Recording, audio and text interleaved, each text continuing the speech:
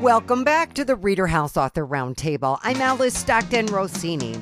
Rosemarie Birri d'Alessandro lived a parent's worst nightmare, yet she managed to use the experience to gain passage of state and federal laws requiring some of the toughest penalties for pedophiles and murderers, along with justice for victims and families. Now she's written a book exposing the letters her daughter's murderer wrote behind bars, and thereby the thinking of an evil man. Rosemarie, what happened the day your daughter disappeared in 1973? Well, you see, Joan and her sister had 2 more boxes of Girl Scout cookies to deliver.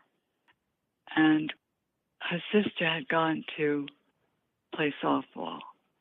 Joan was on the front lawn, and this is in suburban Hillsdale, New Jersey. And she only had to go 3 houses away across the street. So she saw the car come into the driveway. She comes inside. She says, "I'm just going to go." And I wasn't surprised because she was the type of child that would take the initiative to get the job done. And also, she was the youngest. She was 7, her sister was 8, her brother was 9. So as the youngest, she, felt big doing this with this little box. So she was all excited. It was very fast. She went down the steps. I saw her little ponytail popping up and down. And she said to me, "Mommy," she said, I'm going to be right back. I'm going to be right back. Goodbye, Mommy. Goodbye, Joan. And she never came back again. She was raped and she was murdered. And she was murdered twice. What do you mean she was murdered twice? He saw her still breathing when she was in the plastic bag. And he strangled her there. He attempted to strangle her before that, and it wasn't working the way he wanted. He picked her up. He was like over 200 pounds, 6'4", big. She's 63 pounds. He takes her by the feet, holds her by the feet, and he slams her head on the vinyl floor, and everything breaks. She fought. You could tell she fought by what they described to me. And I said, "Joan," I said, "you showed what you were about till the very end, but I know that you're not going to die." This was in 1973. 1973 on Holy Thursday. And then she was found on Easter. And it got a lot of press, local and national press. You were able to get laws passed on a state and federal level. And 20 years later, her killer is up for parole. Mm-hmm. Now, your book covers what happened to your daughter and then these letters that he apparently wrote before he died in prison. Yes, 34 years he wrote the letters. And the letters, what they explain is the mind of a killer for 34 years. And I can't explain exactly what's in each letter because a person has to read it, or read some of them, or read all of them to understand how he sounds so normal. Ah. Does he in any way try to justify what he did? No, he's just there talking in a normal way that he didn't even murder Joan. He talks in such a way, in a normal way, that he's even free of that. That's not something that he did. He doesn't even mention Joan in it. in any of the letters that you received? Nothing. How is it that you were able to get these letters? I was able to get these letters at one of our fundraisers because we have a foundation that gets involved in helping children that are neglected, that are abused. So with our big fundraisers, that money goes towards helping them.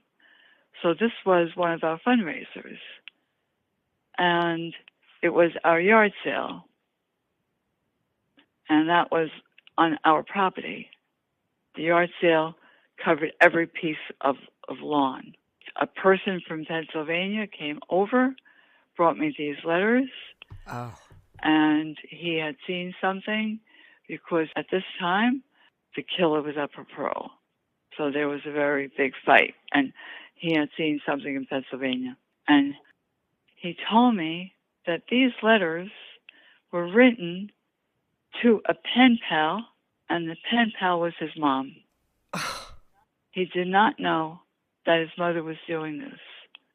He found them when he went to take care of the home that his mother lived in after she died. Oh, man. Yeah.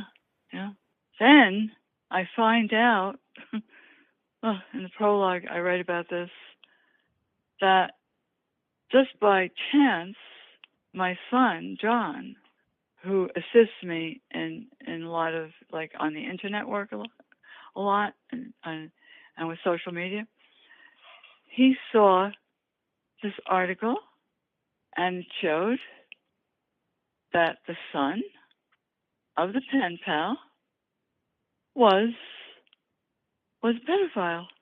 The guy who gave you the letters was the pedophile. That's the same guy. Yes. And he's the son, and his mother was the pen pal that the killer was writing to. He had no idea about these letters, right? So he's bringing these letters over. So he's thinking that maybe in the back of his mind that maybe I could help him with his music to get it out there because he was writing music. And meanwhile, hopefully there was something that he wanted to do it. You know, there was some good in him. But I don't know that. Alice, I need an angel that's going to get this story out there, to be able to understand so many areas that people need to understand. What's the most significant thing that you think people need to understand? They need to understand that they can make a difference to do good in society by standing up when it's uncomfortable for them to help someone else and not turn their heads and say, you know what, I'm not going to get involved. I'm not going to get involved. I'm just going to take care of me. Yeah. So this way, that could help not only another person, it could also help them, even though they don't understand that at that moment. Well, Rosemarie, you got a lot of press over the years. If you went to your local paper, if your local paper still exists either online or off, why wouldn't they do an article on you? They have done articles, okay, on the local level, but they're not doing articles in the New York Times. Right now, I'm going for another federal law to extend the Jones law that we have on the federal level. So that would include all minors under 18, because now we have it for under 14. What's the law? And the law says no parole ever for people that sexually molest and murder children under 14. That was the law that we had. Okay. That we have now on the federal level.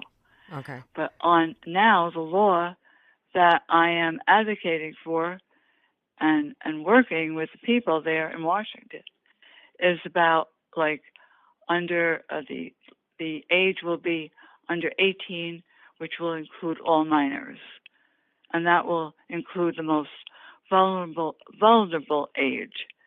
That people they become victims. And then also, I'm working on the New York State law to get the New York State law extended as far as age for all minors under 18. We have it right now for under 14 in New York State. Been working on it for 6 years. If anybody wants to help and that knows someone, knows who I can network with, and also knows how to get the book out, which talks about the 5 laws that I've advocated for and really, really pushed for. I tell you, we wouldn't have those laws if it wasn't for Joan's mom. And of course, Joan inspiring me. I mean, she's a great inspiration because, she was just the type that would inspire anybody. Yeah. I mean, Rosemarie, I don't give up. I never give up. And I like your attitude, I like never your say attitude. never, man. It's really crazy. The one thing that has to be done is we got to get this book out. There's also the documentary called Daughter of Mine. That's out too. And that's really the story about Joan and her mom. Right now, it was in the festivals, even Los Angeles. It has won 5 awards. You know what I'm doing also? I started coaching, mentoring, and it's dealing with victims and chronic disease and human resiliency. Okay. You're amazing. And a portion of it goes to Joan's Joy. Joan Angela, D'Alessandro Foundation. The short form is Joan's Joy. Okay. Rosemarie Birri D'Alessandro, The Message of Light Amid Letters of Darkness. Thank you so much. Thank you so much, too. Thank you. Somebody Has to Tell My Story. That's the title of our next book. It is Sylvia Schmidt's true story, and when she was ready to finally write it, she had some experience to go on. Sylvia. Yeah, I had a couple of journals that were full of poems, and me and a couple of my friends got together and wrote some short stories and things like that. And then, in high school, I was a part of the poetry club. I was in advanced English. English and literature has always been my strong point. When I was studying to get my associate's degree, I was on the school newspaper. So, yeah, I've kind of dabbled into it all my life. That's great. And was it COVID that made you decide to write this book? Yeah, because it was, COVID that brought about the, it was a major component of my story that I wrote. All of it is true. What happened? So I was married for 16 years. And we were going through a rough patch in our marriage because we were trying to have children, and we were diagnosed with endometriosis. Well, I was diagnosed with endometriosis, and they were saying that we needed IVF in order to get pregnant. And so we were trying to figure out what to do. And he kind of started traveling, which, I didn't mind because he was at one point active duty military. So he did a lot of traveling. And I figured, and he was retired at that point. So I figured, he'll do some traveling and go to different places he always wanted to go. And then we'll come back and regroup. And then in August of 2021, he went to Kenya, Nairobi, Kenya, and he got COVID while he was there. And then 3 weeks after he was diagnosed with COVID, he died. And when he died and I got a hold of his medical team, they told me that there was a woman showing up at the hospital claiming to be his wife. Oh, my gosh. And so once I got all of that information gathered, I found out that, even though it was an illegal marriage, they were in fact married in Kenya, and he was living a double life. So they were in the process of adopting a child, and And it was completely mind blowing to me because all of the times when he would travel, even when he was in Kenya and he was in the hospital with COVID, like we talked every day. Like we would message, we would video call, we talked every day. There was no indication that he had any of this going on. So I wound up getting him back to the US after going through some paperwork and things with the embassy. And after we got him back to the US and we had the funeral and everything, I found out more and more secrets. And basically, I lost my home.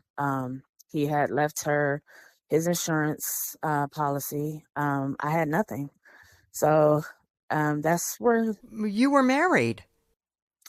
Yes, but he changed. I was originally the beneficiary of his life insurance policy, but he changed it. And then I tried to fight it. I got attorneys and everything, and they were just like, unless you can prove that he was out of his mind when he changed the will, like he could have made the family dog the beneficiary, and that would have been the end of it. The property wasn't in my name, our home. So I couldn't do anything about that. My one saving grace was that I had benefits coming from the military because he had completed his contract and we had been married for so long. Oh my gosh. Do you talk about the psychological implications of what you went through when you found out that he was married to 2 women? Yeah, absolutely. I did. It's all in the book. But the main thing, what, the readers will see when they read my story is that it was really my faith in God that got me through all of it and kept me from losing my mind. Because it was just, there's a lot more in there that, it just kept coming and kept coming and kept coming to the point where it was just like, I don't know who I was married to for 16 years. Cause he just had secrets on top of secrets on top of secrets on top of secrets. And then like, I tried to keep it a secret, for as long as I could, cause I really didn't want anybody to know. Because there was a few people that I let in that, I could trust to their discretion until I was ready to share it. But yeah, it was very difficult. How did it feel writing it? Did you get some sort of relief in writing it? Was that beneficial to you in any way? It was. It was. It was hard at times because there were things that I had to revisit because a lot of it was a blur. A lot of it I tried to forget, so it was just like I couldn't remember, what happened this time or that date or who said what or, but I had to walk away from it at times. But once I really got rolling with it and I got done with it, it was just like really the main purpose of it was I wanted to be an inspiration to anybody that reads it. Is like you can go through hard things in life, but you can get through it as well. And sometimes you're better for it when you come out on the other side. Like I made up my mind very early in the process that I wasn't going to wind up being one of those people that 10, 15 years down the line was going to still be angry and bitter and resentful over something that happened to me. Cause I'm still here. I got a lot of life to live. So I just wanted to go to therapy and work through my emotions and, heal emotionally and mentally and get on with my life. And it can be done. Mm-hmm. Your family knows you wrote this book, right? Yes. So how did they react? They were surprised and also angry. And I knew that they would be because they really rallied around me when this happened. Like just when he passed away, it was like, oh, she lost her husband and I live in Iowa. My family lives in Ohio. And so they were just kind of like, she's out there, she's dealing with all this and everything. So they really rallied behind me. Some of them came up for the funeral. And so when I decided to write the book, it was just like, well, before I write it, I better let them know what happened. So they were shocked because, they knew him and they didn't think that he was capable of doing something like that, especially to me. And then they were angry because they were like, why would you carry this by yourself? Like, why would you not tell us? Yeah. So, and I just wasn't ready. I was dealing with a lot of embarrassment and humiliation. I just wasn't ready to share it. Yeah. Yeah, I get that. I'm sure they understood that, right? They did. Yeah. My family's very supportive. They always have been. I'm curious, why somebody has to tell my story. I actually got that title from my husband. So we were not in, directly like I'm gonna write a book, and he was like, oh, you should call it this. No. So my husband was 17 years older than me, and when we got married, I was 22 and he was 37, somewhere in there. And when he was getting ready to go on his deployment, he was telling me all of these things about, if something happens to me, do this, do that, do the other thing. And, it's just like, I don't even want to think about that type of stuff. Like, I don't even want to think about something happening to you because I'll fall apart. And he's just like, no, because somebody has to carry on my legacy. Somebody has to tell my story. And you did. And unfortunately, this is the most poignant story that he left me with. So that's where it came from. Now that you've been through this, do you think you'll keep writing? Oh, yeah. Yeah, absolutely. I'm already thinking about my next book. So, all right, good. So any thoughts on promoting this one? There's a couple of book festivals that I want to submit my book to. Like I'm trying to go through the process of just like getting it out there. Yeah. I'm just trying to do whatever I can think of to do to just kind of gain some publicity for it, honestly. Okay. But I'm gonna definitely call local bookstores and try to get a hold of my local library now, because that would definitely be helpful. Hey, it never hurts to check it out. Okay, you are Sylvia Schmidt. Somebody has to tell my story. Thanks so much. Thank you. Take One, Save One is the title of our next book, a medical thriller from the mind of a pediatric nurse practitioner at a children's hospital in Virginia by the name of TJ Gossamer. TJ, when do you have time to write? So I actually wrote this book while I was in grad school, finishing my doctorate and working full time. What? I like to be busy. Do you sleep, sir?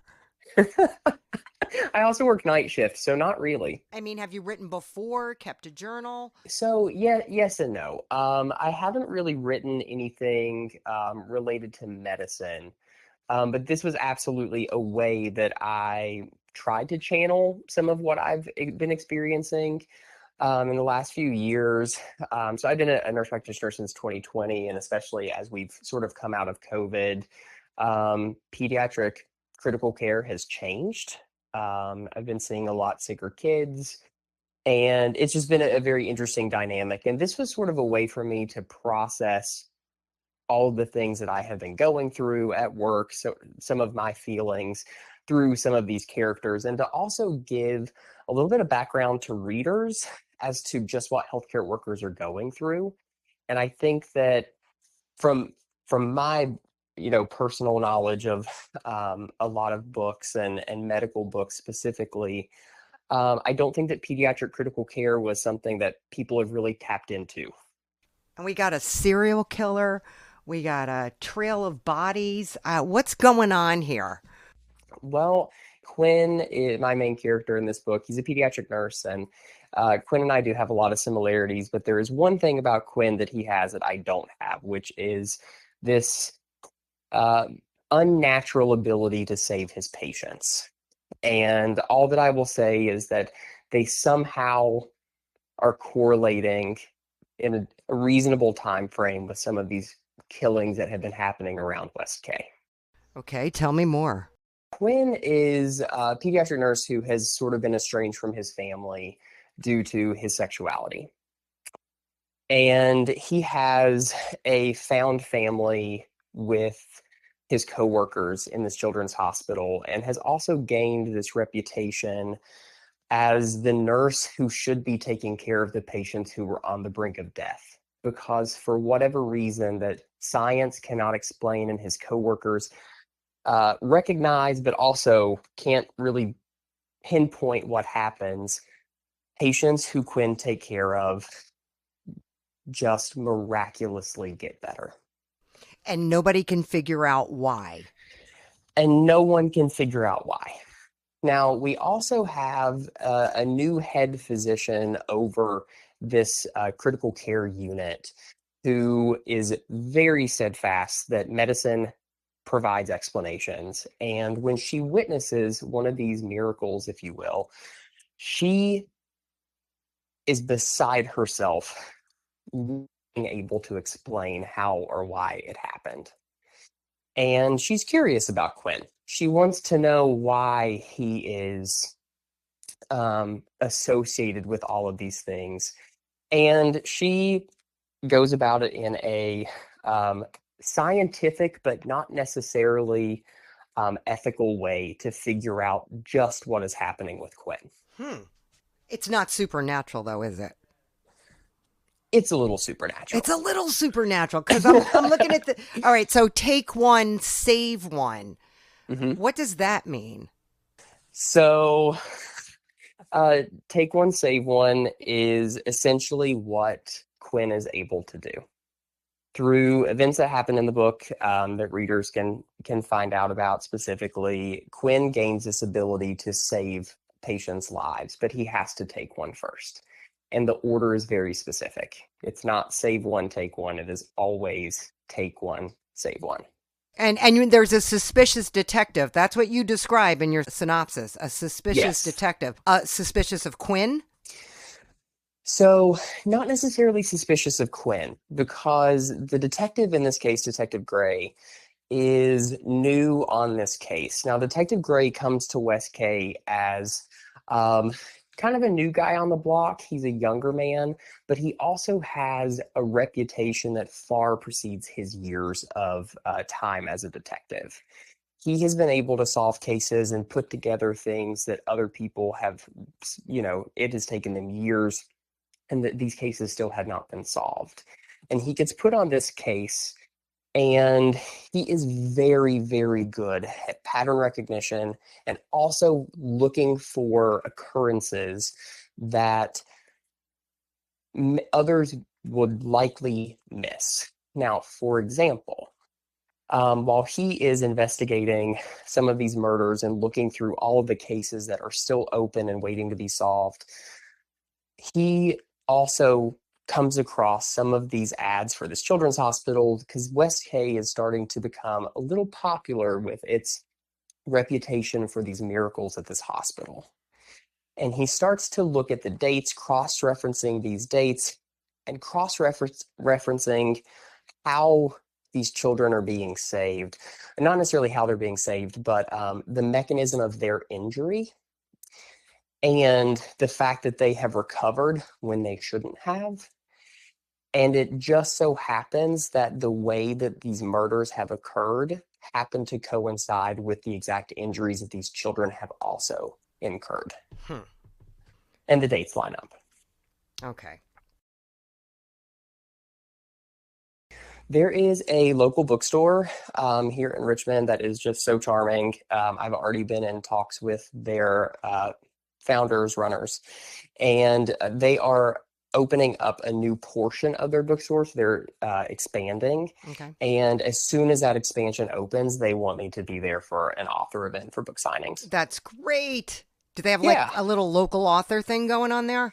They do, yes. That's wonderful. That's not true for every town in America.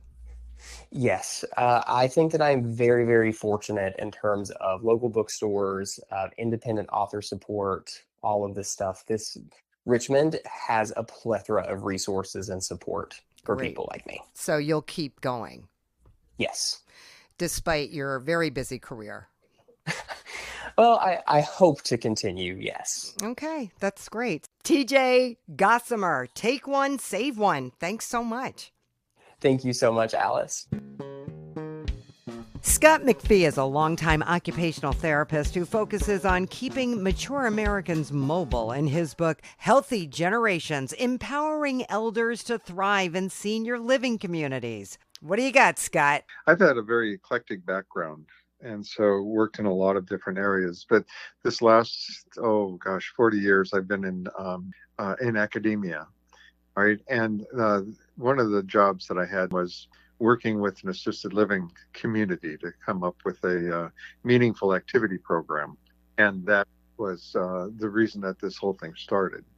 And then just one thing after another. It wasn't until after I retired that I had the time to sit down and actually put all of these papers that I had written and all the papers that my students had written, and et cetera, and consolidated them. And, I realized that I had enough information here for a book. Senior living communities, you used to think of, people sitting around in wheelchairs, their heads hanging, not doing a whole lot of activity. That has changed dramatically, has it not? It has, absolutely. Yeah. An interesting fact is that, by 2030, AARP has said that it's going to be the first time that the country has a larger population of adults age 65 and older than of children under the age of 18. So we see that the number of elders, the baby boomers are coming to fruition here. And with that growth, there's also this interest in senior living options, Right. so that these senior communities that are springing up, have to be able to entice individuals to come to their facilities. And they do this through a variety of different ways. And one of the ways that they do that is through activities and activity plannings for their residents. Back in 1998, I helped Clayton McWhorter start Life Trust America, which was an assisted living community that was in the southeast of the United States. And it's through that collaboration that Healthy Generations model was developed. What would you say was the most significant change here? The activity planning, the most important thing that we came up with was a survey, created surveys that individual residents took on a regular basis. We had them a comprehensive survey that was taken when they entered the assisted living facility, and then we did quarterly surveys with them. So we identified what areas that they needed to improve in.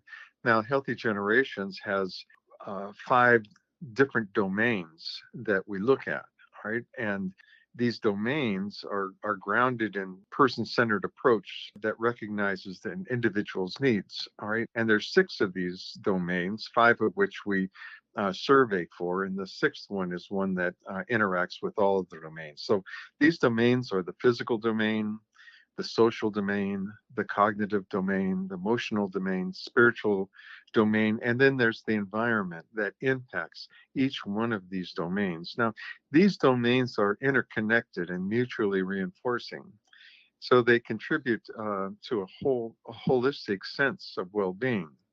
And so I think that this was the key that we came up with. We referred to it as a balanced calendar. We would take the individuals' responses to the surveys, and we would analyze them statistically and identify which ones were beneficial to the client and which ones were needed for the clients to improve their wellness, right, their well-being. So we would come up with this calendar. Now, most people would look at activities and saying, oh, it's Tuesday, they must be playing bingo, something along those lines. What we did was we took a look at the individuals and said that, well, there's this group of individuals over here that are really poor in social, and need more social stimulation.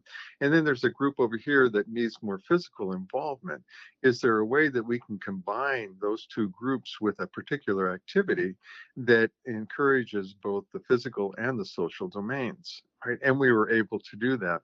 So we came up with a variety of different activities. So for instance, Tai Chi, and doing a sort of cultivating a mind-body balance, all right, in which individuals could work together as a group. So we take the individuals that are have a social need, and those that have a physical need, and we pair them up, so that they are sort of encouraging each other, make them rely on one another to do that. Another time might be another activity might be a senior prom night. So they could dance. Dancing and memories and sharing those memories. Now, the interesting thing about this book is that I provide over 30 detailed activities for these senior living communities. And these activities go into great detail as to what they do, what domains that they emphasize, what the goals are. It tells you what the materials needed, how to deliver the program, step by step. And then it also provides considerations and suggestions for each one of these activities. And so that the individuals don't rely on just doing the same activity over and over again, but there's suggestions or considerations on how to modify that activity so that it sounds like it feels like it's fresh and new. So I would think you have a wide range of community centers, senior centers that might be interested in this. Absolutely, and that's what this is designed for. It was written initially. It was written for activity coordinators. So if you go in an assisted living or senior living community, you'll know that they have an activities program and they have an activities coordinator that schedules these things. And this book is intended for them. It also illustrates how to create this balanced calendar. So individuals that are that are activity coordinators, oftentimes there's not a lot of education that goes with that. All right, individuals will assume those positions simply because they enjoy doing, a variety of different types of activities or crafts, and so they don't have a really strong background, theoretical background. Is the reason why they do what they do. And this book helps to bridge that gap. So I'm guessing there's conferences and schools where you can get the word out about this book. Yes, there was a national activity coordinators conference in Dallas a couple of months ago, and I sent flyers to that, and everyone in that conference got a flyer for Healthy Generations. And I just recently mailed out over 200 postcards to occupational therapy assistant programs, education programs, introducing the Healthy Generations model. I've gone to universities to discuss the Healthy Generations model. I have another, then that was at Belmont University, and I also have another one at a university in Maine that I'll be presenting to their students, their occupational therapy students, uh, on the Healthy Generations model. Um, I haven't gone to individual assisted living communities. I have sent out letters to organizations and corporations that have assisted living or senior living communities. So it's a slow process. Yeah. And it sounds like you're doing all the right stuff, Scott. This is very timely. I don't know. Is there anything like Healthy Generations out there? There are, and there's different theories and there's different models, for wellness and well-being, but the difference between them and the Healthy Generations model that we've created is the use of surveys. All right, so that we are continually evaluating our community to identify what the strengths and the weaknesses are so that we can address the weaknesses and we can encourage the strengths that the individuals have. Because the bottom line, that we're looking for any of the successful community is to empower older adults to live their best lives with dignity, purpose, and joy. And so that's what we're trying to do. But the main thing that, again, that the difference is that we link this wellness program with activities that individuals do on a day-to-day basis, that allows them to be in charge of their own lives and livelihoods. That's important to feel that they still have some control. The name of your book is Healthy Generations, Empowering Elders to Thrive in Senior Living Communities by Scott McPhee with Tim Johnson. Thank you so much, Scott. All right. Well, thank you very much. A Marine and now full-time writer and sometime actor in retirement, Tyrone Brown compares his book entitled Decisions to the TV show Locked Up Abroad, where women are entrapped by drug dealers into smuggling narcotics. Except in his book, it's happening right here in the U.S.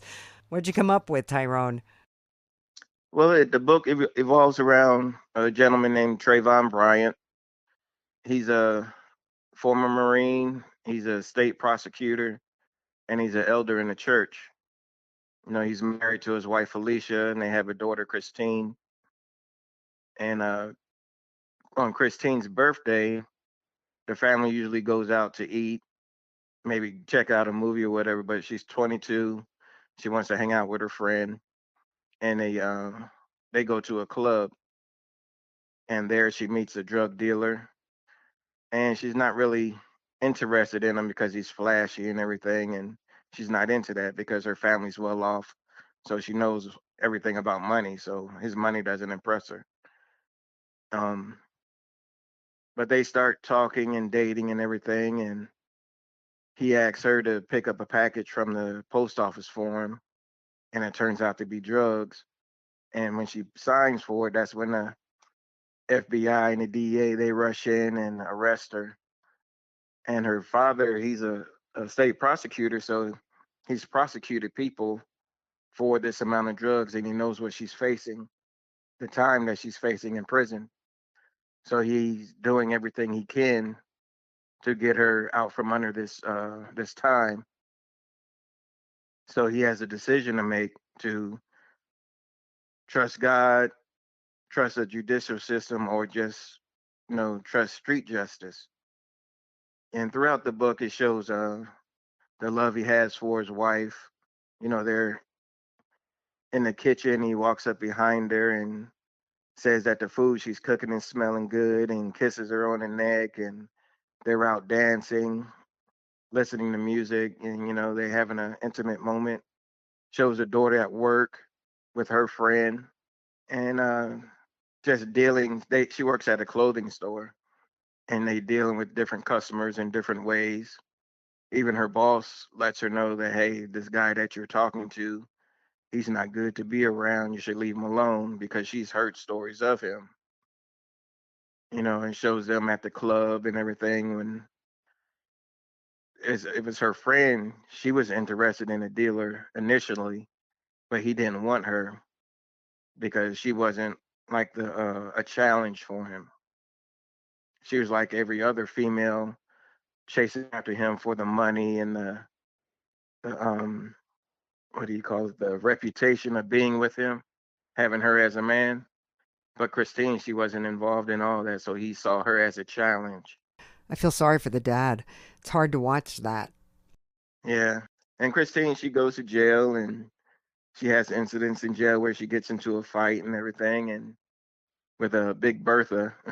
So now the father, is his only child, and his dads and daughters and moms and sons.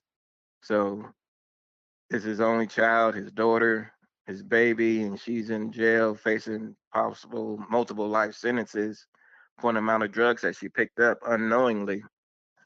So he has a situation where there's a point in the book where his wife goes into his office at the house, and on his desk, he has Bibles opened up, he has law books opened up, and he has empty liquor bottles as well, and his gun.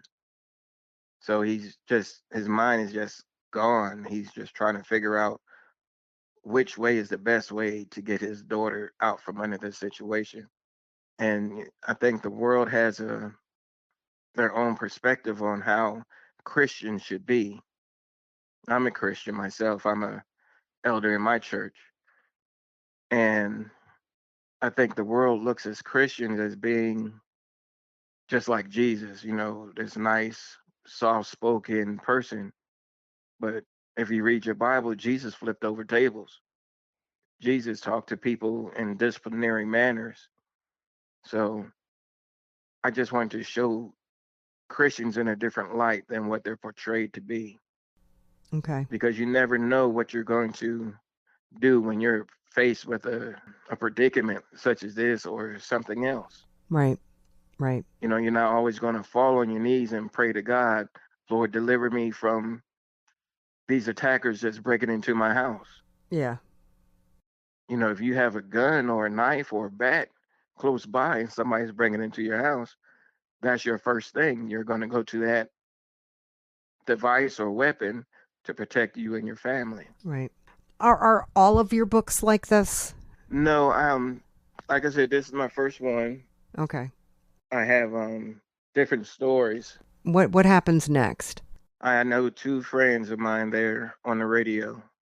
I reached out to one already to do a interview to get publicity for the book. I'm gonna reach out to the other one.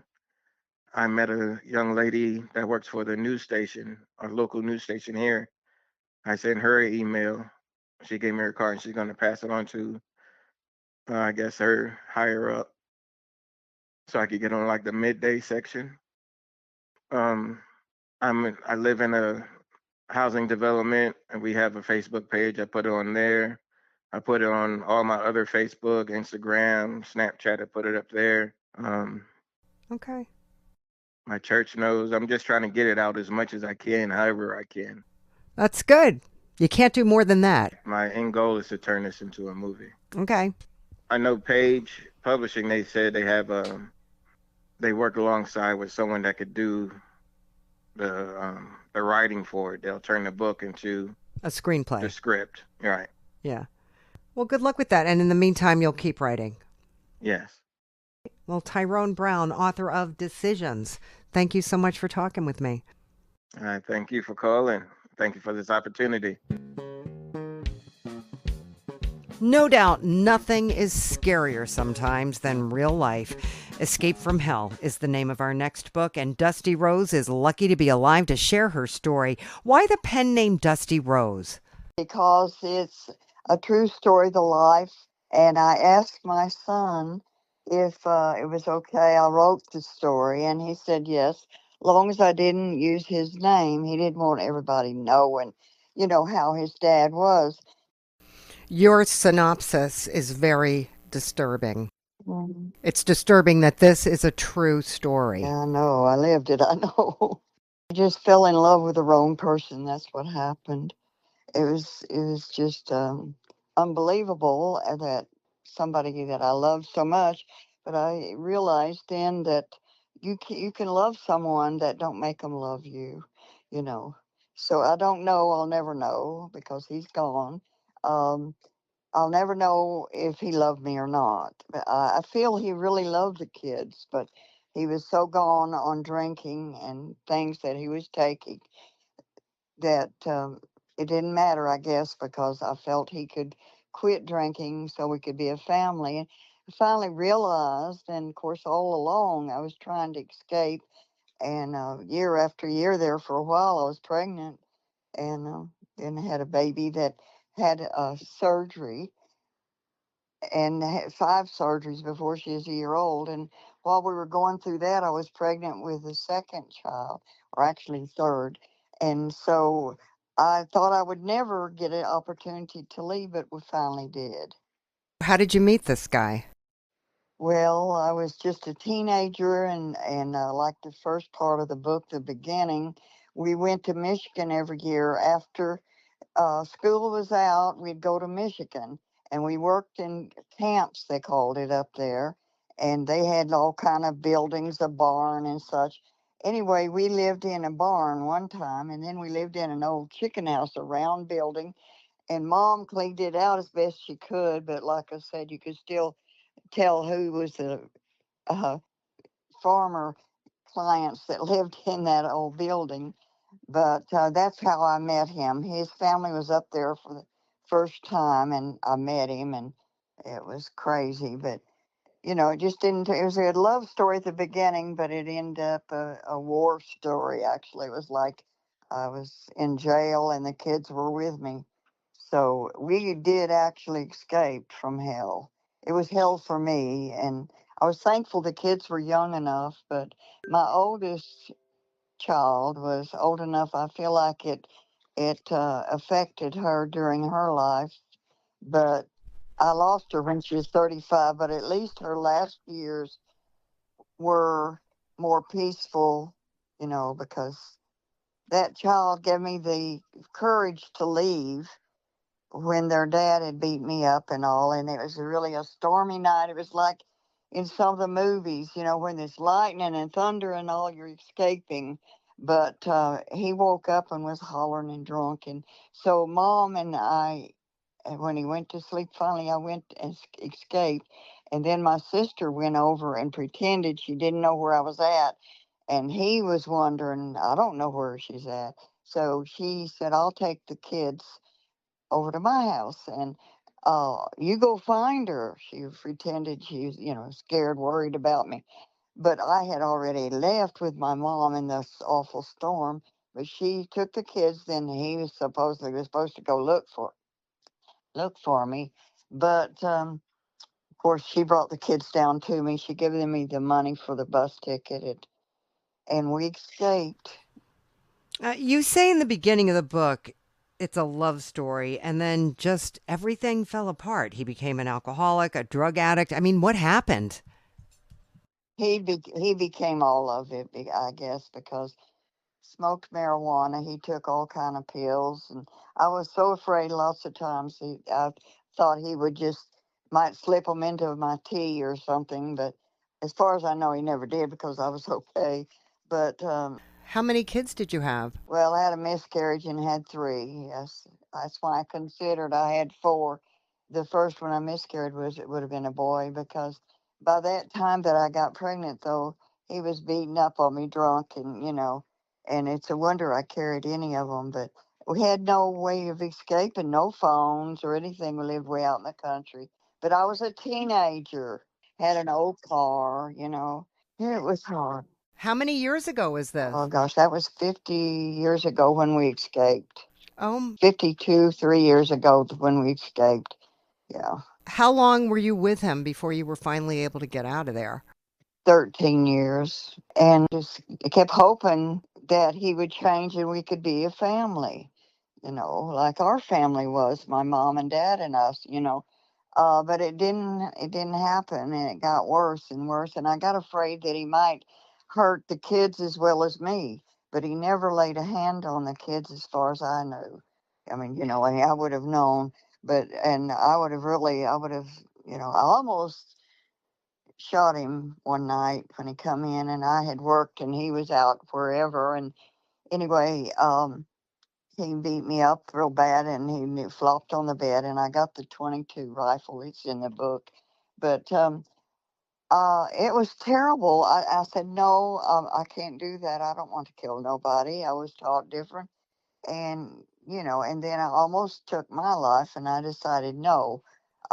Grew up in church. You don't take your life because you just don't, because you couldn't get forgiveness. And so I didn't. I said, well, maybe he'll do me in if that happens, it happens. But thank the Lord. The Lord showed the way uh, out and through with my family and my kids. My oldest one telling me that she wished she was dead. Why don't you divorce Daddy? That give me the courage. We got to get out of here. It just happened, and I feel the Lord had it to happen that way. Storming, my mom was coming over, and all this. This was in the last part of the book, and like I said, it was a true story. Believe me. Um, I have my memories, and I also have my where he cut my arm, and he broke my nose. He cracked ribs. I mean. And finally, we had to escape. We just had to, and the Lord showed a way. I really feel that He had a hand in it because the way it happened. My point is that maybe somebody, and I plan to give a book to some of these places they have now. I didn't know about them when I was going through this. I wish I could have got some help, but I would like to give a book to each one of the places that have a rescue place for a woman or a man, if it is, but a woman. I've known a couple of instances through the life of a man that was abused, but 90% is women that are abused. And I would like to give a book to give them hope because I kept hoping that we could escape. And I thought, well, meantime, maybe he'll change and we can be a family. But it didn't happen. And that awful night when all that happened in that storm, I left because I didn't want to wake him up, and so we could escape. And I left a note that I was going to come back and get the kids, and don't let them hate me in case I don't get the kids, because I knew his mother would raise them and be good to them. But I intended to get a job, go get a lawyer, and get my kids. But it turned out the good Lord helped my sister to go over and get the kids and brought them to me, and we escaped. And I landed at my aunt's way off up in Missouri, and it was snow on the ground. It was in cold November, and I landed with 2 kids, 2 suitcases, and $10. Well, my aunt walked to the post office every day, and she went and brought a cab back to take me to a bus station, and then I went to live with my other sister and got a job, and and I paid for the divorce for a year. Anyway, then at least we had a happy life. I only have the one child left, and I just didn't want the people he knew to know about it. And that's what he said. He didn't want his name in there, so I did it anonymously. This is some story. And I think your motivation for writing it is a good one. And I hope you can get this to the women who need it the most. Yeah. The purpose of the book it was therapy writing it. And one of my family members said, "Why don't you put it in a book?" I said, "Oh, they wouldn't publish this." And so, but it took me 3 years getting my notes together of 50 years in order to put it together in some sort of fashion. But I just thank the Lord every day now that He saw fit that we would escape. And the one that, I only have one child left. At least the other children had a happy life, what was left. Oh, man, Dusty. The name of your book, Escape from Hell by Dusty Rose. Thank you so much. Thank you.